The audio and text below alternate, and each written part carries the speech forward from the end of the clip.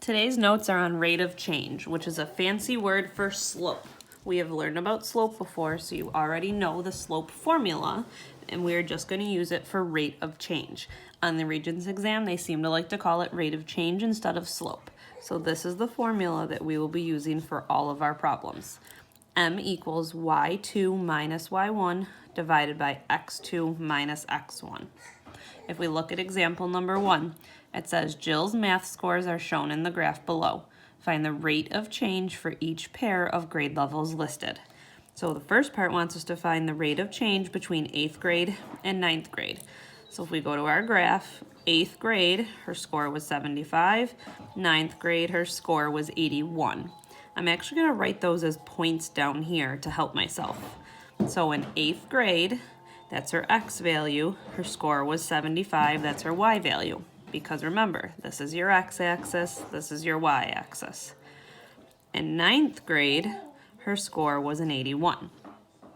Remember when we did slope before, we would label these x1, y1, x2, y2. Then I can just plug them into my formula. y2 minus y1 over x2 minus x1. My y2 is 81 minus my y1 is 75 divided by my x2 is 9, my x1 is 8.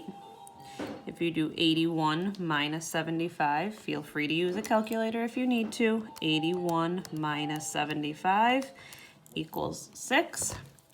And then 9 minus 8 is 1.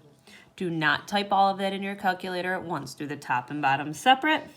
And then 6 divided by 1 is 6. So the rate of change is 6. If it's a fraction, leave it as a fraction, not a decimal.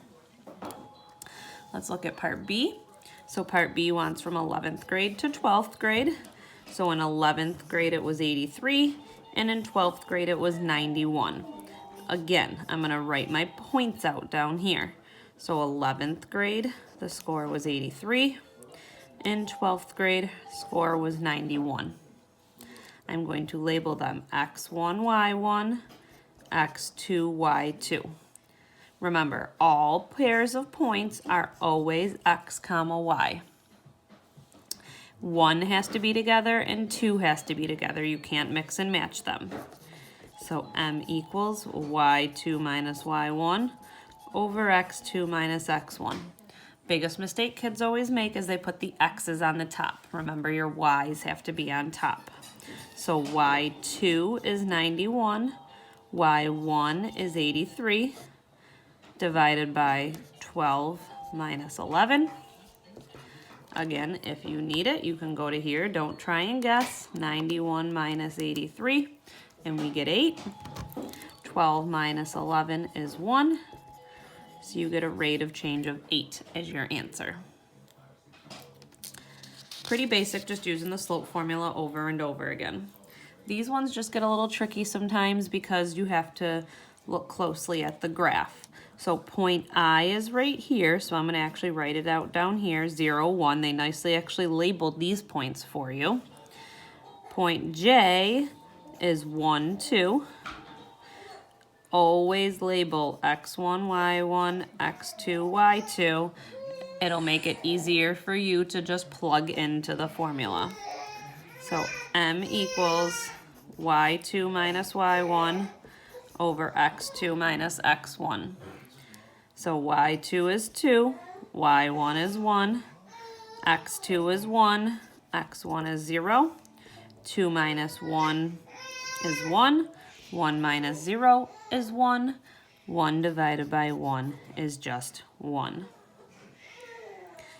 I'm going to skip to L and M. These would be the same as these ones. You would just read the points on here.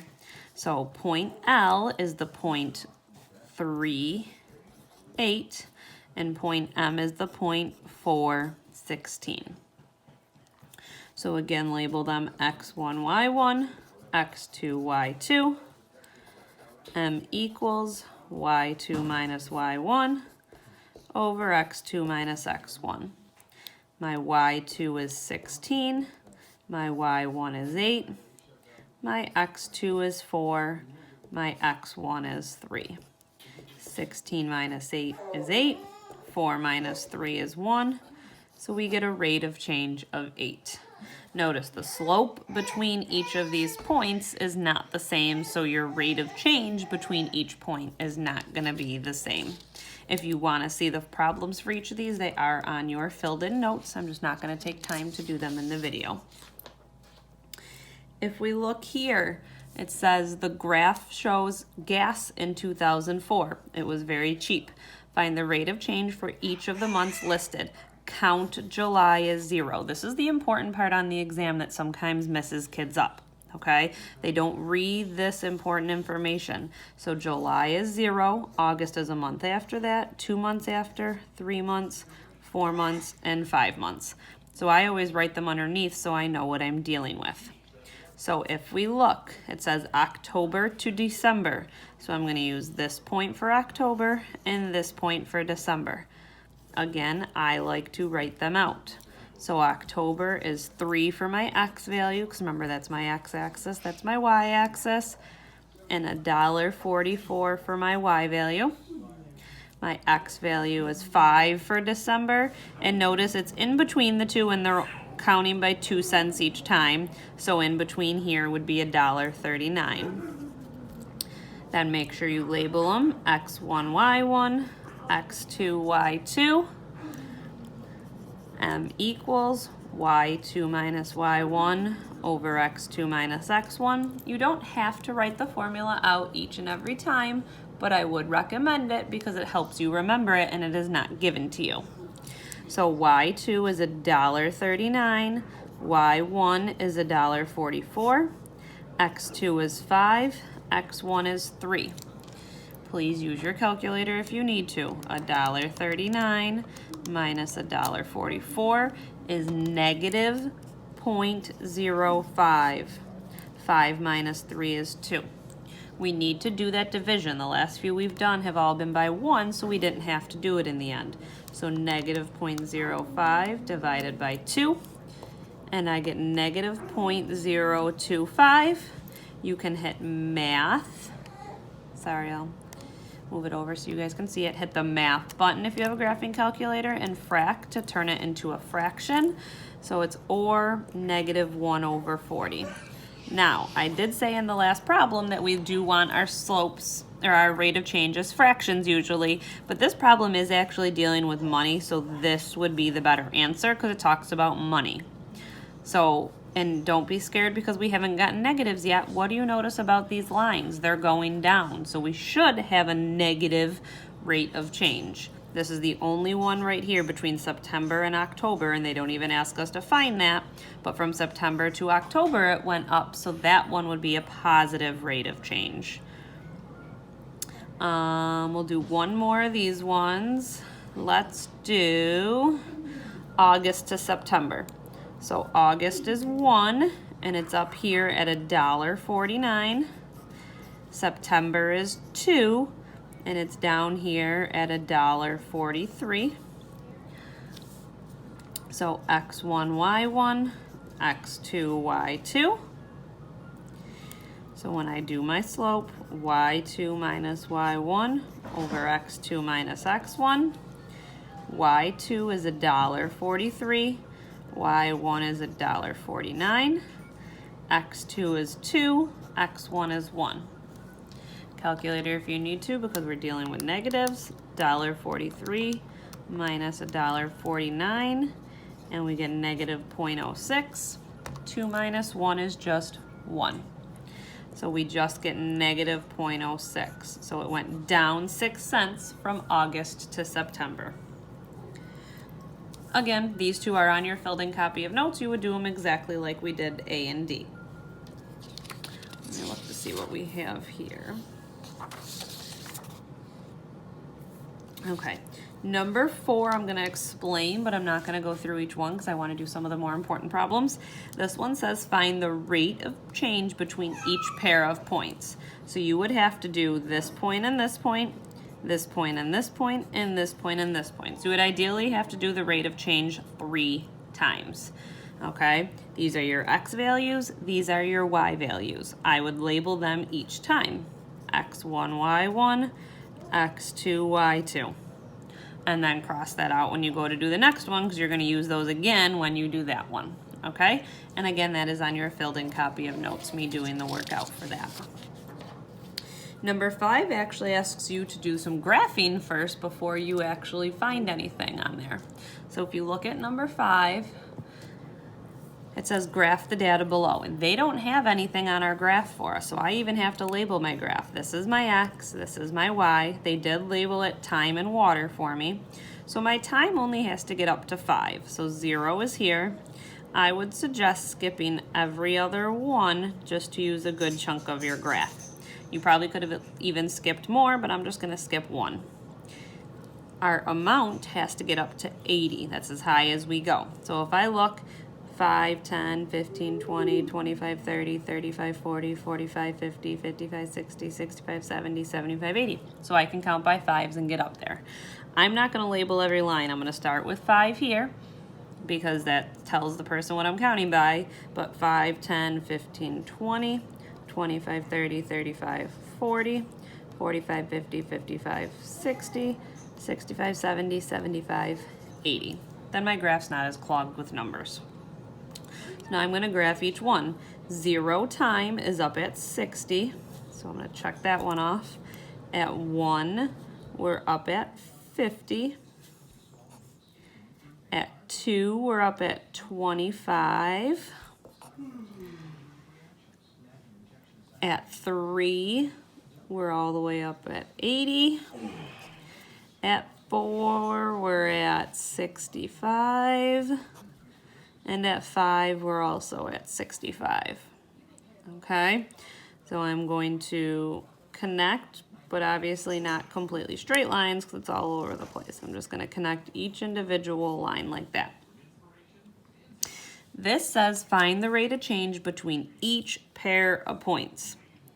Then it says between which 2 hours is the rate of change the greatest and between which 2 hours is the rate of change constant. So this one, we do have to do this work, unlike that last one that I let you skip, because we can't answer these 2 questions without finding the rate of change. Because we can't trust our graph just to guess when it's the greatest. This one we could answer without doing the work, but I want you to see the work to do it. So I have to do between these 2 points first. So x1, y1, x2, y2. So m equals, and I'm not going to write my formula each time just to save us a little bit of room. So y2 minus y1 over x2 minus x1. 50 minus 60 is negative 10 over 1, which equals negative 10.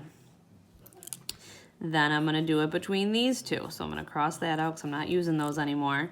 So x1, y1, x2, y2. So I have m equals 25 minus 50 over 2 minus 1. 25 minus 50 is negative 25. 2 minus 1 is 1. So the rate of change is negative 25 here. I'm going to cross those out because I'm done with those ones. Now I need to find it between these 2 points. So x1, y1, x2, y2. So m equals 80 minus 25 over 3 minus 2. If you're unsure of what 80 minus 25 is, 80 minus 25, and we get 55. 3 minus 2 is 1, so this is positive 55. And notice, this went down, this went down, this went up. So that's why those are negative and that one's positive. Cross those out because I used them. We got to go between these 2 points. So m equals x1, y1, x2, y2. 65 minus 80 over 4 minus 3. 65 minus 80 is negative 15. 4 minus 3 is 1. So we get negative 15 as our slope there. We're done with those ones. And the last one we have to do, x1, y1, x2, y2. Sorry if you can't see those, I'll slide it over a bit. So I labeled my points here. So 65 minus 65 over 5 minus 4. 65 minus 65 is 0. 5 minus 4 is 1. So I get 0 as an answer, because notice, if I do 0 divided by 1 in the calculator, you get 0. You can have 0 on the top, we just cannot have it on the bottom. So now if I look at my questions below, the first one says, between which 2 hours is the rate of change the greatest? So which is the biggest number? And it's 55. So 55 was between hours 2 and 3. So you're just going to say hours 2 and 3. Now, if 55 wasn't here and the rest of them were there, okay, just because this is negative, 25 is still the biggest jump. The positive and negative doesn't matter when you're looking at the greatest and the least change, because it's how big the slope is. It doesn't matter if it's a positive slope or a negative slope. And then it says, between which 2 hours is the rate of change constant? Constant means it doesn't change, so it's when it's 0. So that would be between hours 4 and 5. And that's why this straight line here tells me that it's constant, so that's why that one I could have answered without doing the work, but I had to do the work for this one anyways. And on the last sheet, again, we're gonna skip 6. We're actually gonna skip 6 and 7. Okay, because both of them are just finding rate of change in between both points. So you do that one, and that one. This one, you would do this one, and this one. And those are all in the notes, the filled in copy of notes. I just wanted to go through explaining how to fill in for X1, Y1 instead of you just copying them.